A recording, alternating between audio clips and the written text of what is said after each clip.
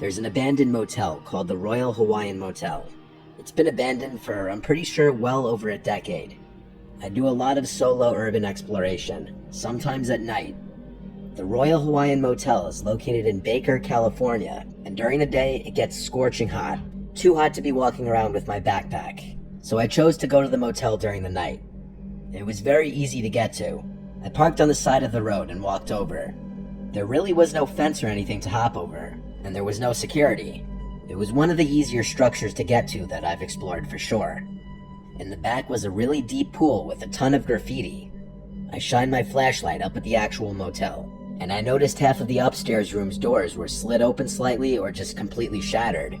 Kinda creepy looking, but also expected since the place had been abandoned for so long. Of course other people have explored there. A part of the motel also looked like it had been engulfed in flames and partially burnt down. I looked around the outside for a little while. It was late at night, so there were no sounds of nearby passing traffic.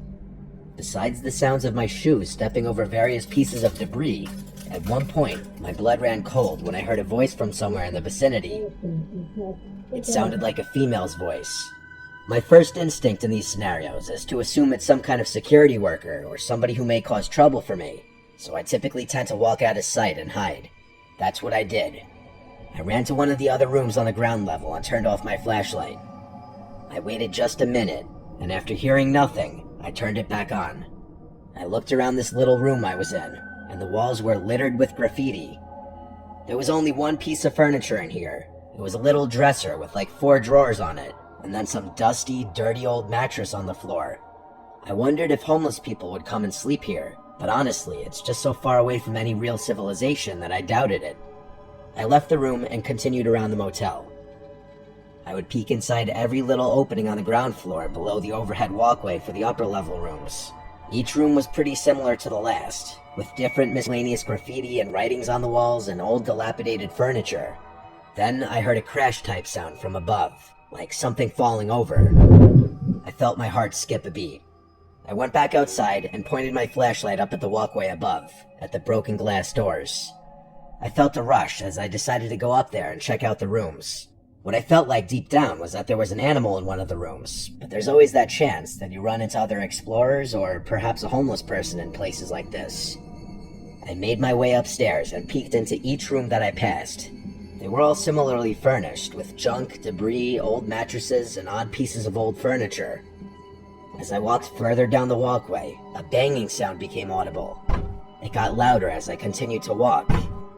It was a consistent, slow banging, like thump, 2 seconds, thump, 2 seconds, thump. Someone was here. I approached the door to the room I was positive that it was coming from. As I got closer, it stopped. Uh-oh, maybe they heard my footsteps. I announced to whoever was in there that I'm just an explorer and I mean no harm. I peeked into the room with the flashlight now off. It was almost pitch black in there, but I'm 50% certain I saw the shape of a person a little further into the room by the back wall. The room smelled like straight feces. I pulled my head out from the room to look down at my flashlight and turn it on, but in a careful position to not point the light right into the room right away. I aimed it down at first at the floor, and then peered into the room again, and slowly pointed the light into the room. And I saw 2 pale bare feet approaching me fast. In a muscle jerk reaction, I pointed the light up more to fully reveal this woman with a bloodied forehead and yellow gunk on her mouth which was hanging open. It was a sight from a nightmare. I was out of there so quick.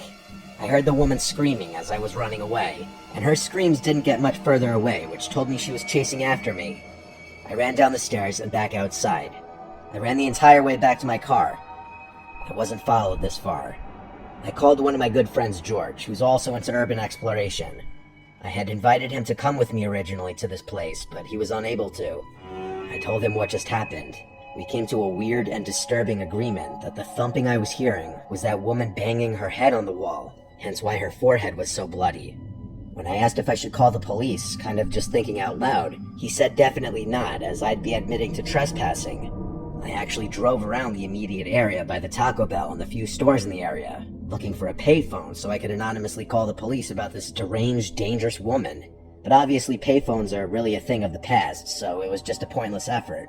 What I ended up doing was calling the non-emergency number and reporting the deranged woman, but also claiming I was not the one to find her. Rather, I heard someone else had run into her. I was as vague as possible, and I hung up. Because I didn't want to stick around there, I don't know if the police eventually went to investigate, but whatever was wrong with that woman, she should have been in a psych ward or something. In all of my years of exploring, I'd never encountered anything like that.